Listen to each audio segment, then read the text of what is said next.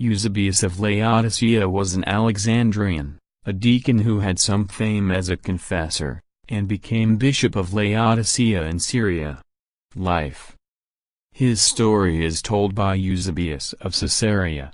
As a deacon at Alexandria he had accompanied his bishop, Dionysius, with a priest, 2 other deacons and 2 Romans who were then in Egypt, before the tribunal of Aemilian, prefect of Egypt, at the time of Emperor Valerianus, 253–260.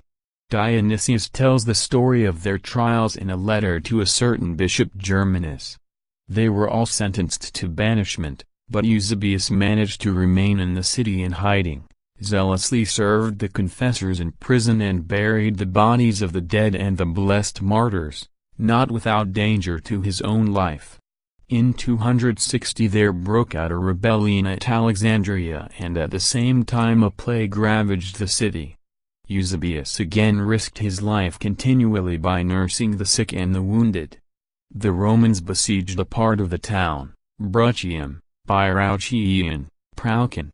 Anatolius, Eusebius' friend, was among the besieged, Eusebius himself outside. Eusebius went to the Roman general and asked him to allow any who would to leave Bruttium. His petition was granted, and Anatolius, with whom he managed to communicate, explained the matter to the leaders of the rebellion and implored them to capitulate. They refused, but eventually allowed the women, children, and old men to profit by the Romans' mercy. A great crowd then came to surrender at the Roman camp. Eusebius there nursed all who were exhausted by the long siege with every care and attention as a father and physician. In 264 Dionysius, who seems to have come back from banishment, sent Eusebius as his delegate to Syria to represent him at the discussions that were taking place concerning the affair of Paul of Samosata. Anatolius accompanied his friend. The Syrians were so impressed by these 2 Egyptians that they kept them both and made Eusebius bishop of Laodicea as successor to Socrates. Not long afterwards he died and was succeeded by Anatolius.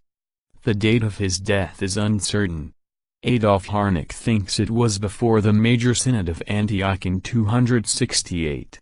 Another theory is that the siege of Alexandria was in 269, that the friends went to Syria at the end of that year, and that Eusebius's death was not until 279. Gams puts his death in 270.